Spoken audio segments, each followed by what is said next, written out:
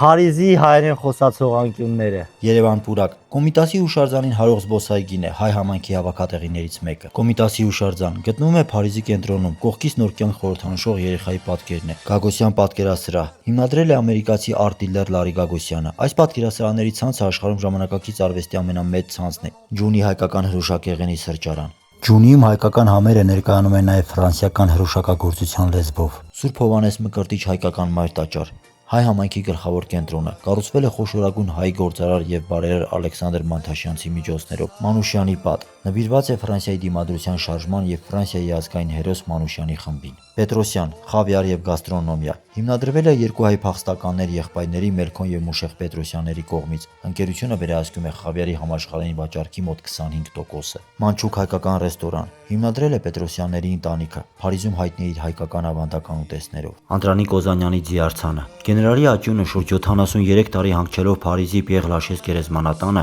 2000 թվականին պետական պատվով ամփոփվեց Եռաբլուրում։